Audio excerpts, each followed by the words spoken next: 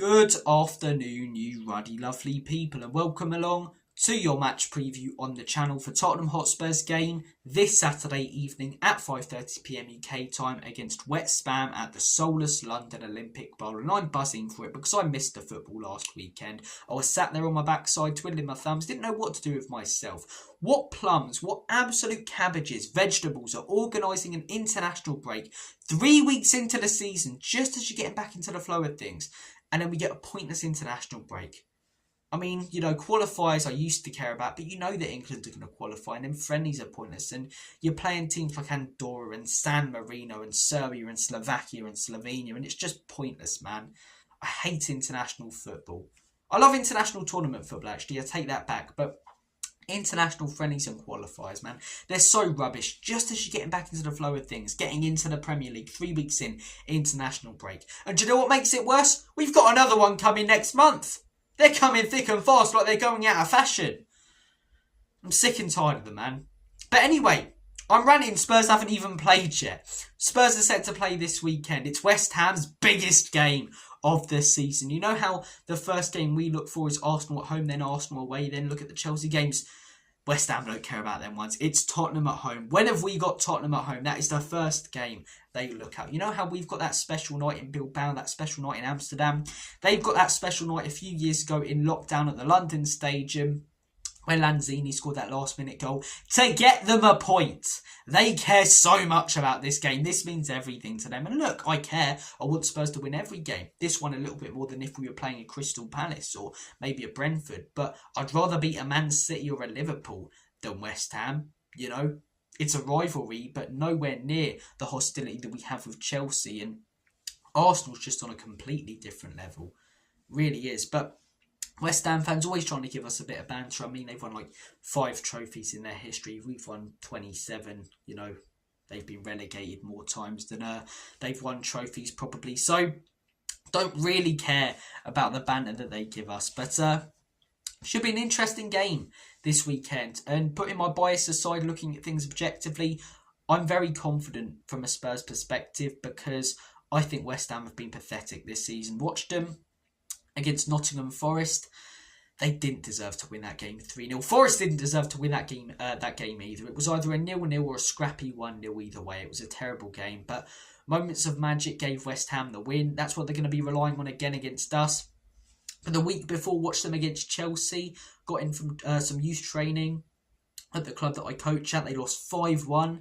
In that game, got ripped to shreds. The game before that, Sunderland. 3-0 loss to Sunderland, man. I mean, West Ham are embarrassing. The 4-2 loss as well against Wolves in their Carabao Cup in between the Chelsea and Forest game. They've been very, very poor so far this season. And I thought Graham Potter would do all right when he went there because I thought he was a very, very adaptable coach. And at the minute, coaches that are adapting their systems are getting a lot of results, getting a lot of praise. So he got appointed as West Ham manager. I thought he can do all right there, you know. He done very well at Brighton. Chelsea only, given a few months. And to be honest, he did better than a lot of other managers who have been at Chelsea, the likes of Lampard, maybe even Pochettino in the small amount of time that he had, the small period he was coaching there. So I thought I'll judge him based on what he does at West Ham. It's just been a complete and utter failure. And do you know what I think the problem is, right? And genuinely, any West Ham fans watching this, put the banter and joking aside, I think there's a real lack of principles in that West Ham team, right? People get it very mixed up, principles and adaptability, right? A lot of the top coaches adapt. Pep Guardiola adapts. Thomas Frank adapts. Jurgen Klopp adapts. Arne Slot adapts. But what do they all stick to? Their principles. Whatever they are. For example, Pep Guardiola's. Whatever formation we play, whatever system we play, whatever way we try and score goals, we want to dominate the game, we want to dominate possession, and we want to score as many goals as possible. Brentford under Thomas Frank, now Spurs under Thomas Frank. We want to be defensively solid and hard to break down. We want to make it difficult for the opposition, no matter who they are. We want to prey on their weaknesses, and we want our wing-backs out wide. We want our wingers coming in. We want 2 defensive midfielders 9 times out of 10 in front of the centre-back. So managers have principles that they stick to. I'm not seeing them right now with West Ham. They're constantly changing formation, but they're constantly trying to play different. And there are no similarities at all, you know. Obviously, we've seen the problems as Spurs fans with Ange Postecoglou sticking to one style, one system, one formation, one way. And that just doesn't work because you get found out. But there's got to be some similarity even when you tweak things. You can't change things every week. You should tweak things every week. And I've watched West Ham this season. They're changing formation every week, but they're also trying to do different things. You know, I watched them against Chelsea.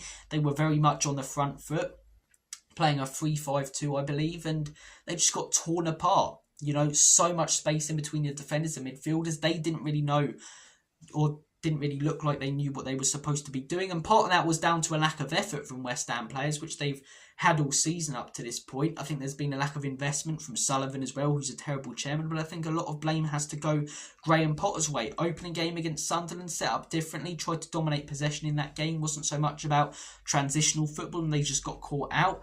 And then against Nottingham Forest, tried to sit in.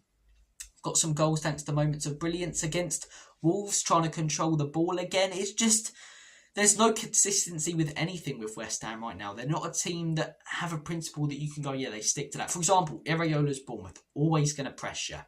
Always going to pressure.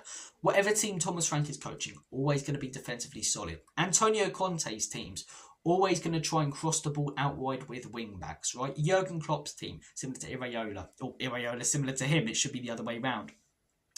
Press high, as few passes as possible when getting pressing and try and score a goal from it. West Ham, I'm not seeing anything.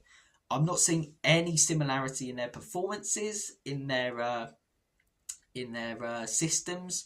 But systems you can change around. In their principles, that's the main thing for me, man. There's a real lack of principles. I think the players, I think the owners, I think the manager have a fragile mentality. In a lot of games when they concede, the heads drop and they're conceding a lot more. There's a lack of effort. They don't win duels.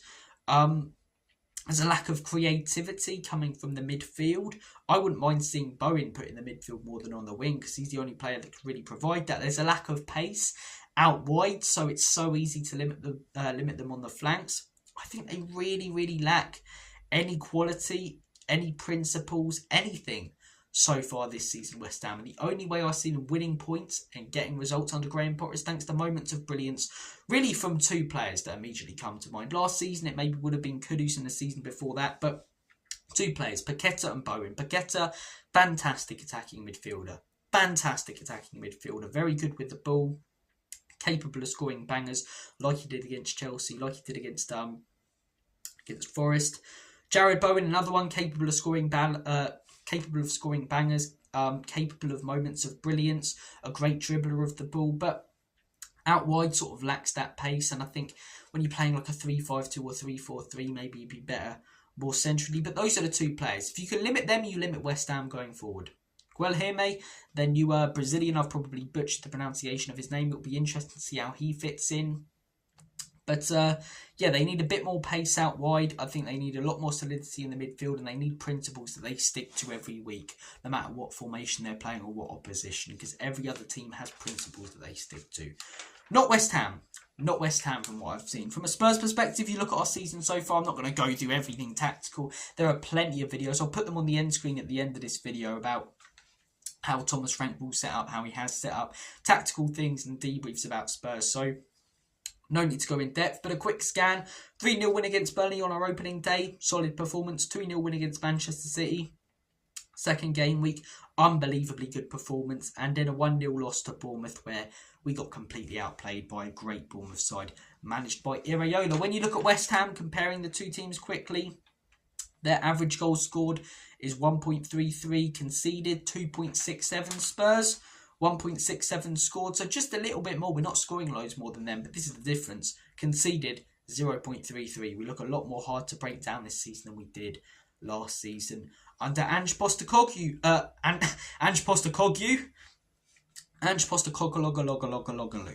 Looking at our last 5 against West Ham, it don't look too pretty from a Spurs perspective, if I'm being honest with you. The last game, a 1-1 draw. We've drawn a lot of games with them over the years that ended 1-1. One of my first Spurs games was a 1-1 draw at Wembley, and that was the game where Bene scored that goal, probably the best goal I've ever seen live, and it was followed by probably the second best goal I've ever seen live from Heung-min Son. But last game against them, 1-1, was at the end of last season. Everything from the end of last season in the league is sort of a blur right now. I really don't remember much of it. The game before, the 4-1 win against West Ham, I remember that one because Kulusevski absolutely tore them a new one. Game before that, West Ham won, Tottenham Hotspur won. What a surprise then. That was cat kicker himself, Zuma, scoring that header after we started very well. Game before that, I remember this one. The Spurs won, West Ham 2, where Udogie just made that awful mistake. And we completely dominated that game, but 2 stupid mistakes and conceded 2 stupid goals. The game before that was a nothing game, really. But he beat them 2-0 under Christian Stellini, with Emerson scoring a goal. How will the 2 teams set up this weekend? Well, West Ham, it could be anything. I'm going to predict a 5-2-3 though, because that's what they set up with quite a bit at the end of last season, and they have done it so far this season. It's either going to be a 5-2-3 or a 3-5-2. One of them. It's going to be one of them. I expect them to play with wing-backs in this game. Spurs, I think we'll stick to the 4-2-3-1, and I think it will work in this game. I think Spurs will set up to try and counter-attack West Ham. I think Frank is going to be looking at how useless they are really with the ball and with possession, and say, let's allow them to have the ball, nick it off them when they press high up. And because of the amount of space between the defenders and team in general, they are not compact at all. We can prey on that. We can get into that space. And I think a player like Xavi Simons will be crucial in this game. Hence, why I think he should start. Looking at the lineup from a Spurs perspective, Vicario in goal for me. I'm looking at Spencer at left back, Pedro Porro at right back, a centre back partnership of Romero and Mickey van der Ven. I think the midfield will be 2 players, and I believe that those 2 players will be Pape Matar Sarr and João Paulinho. For me, Sarr should be dropped. I thought he was very poor, but I think he will start, especially in that 4-2-3-1. In the number 10, do I think he'll start?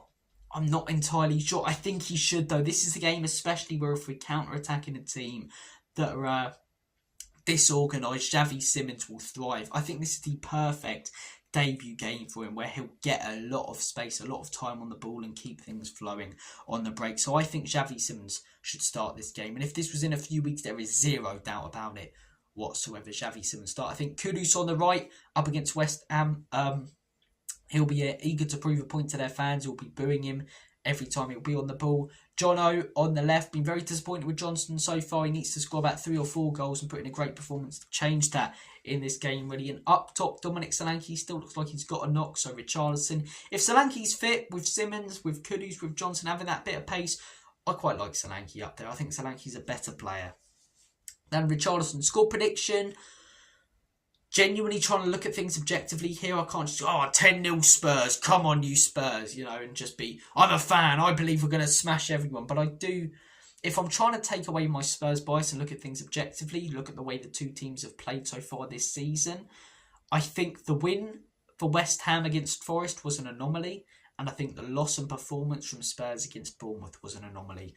So I think if the 2 teams play how they have done in pre-season, in this season so far, I think Spurs will hammer them.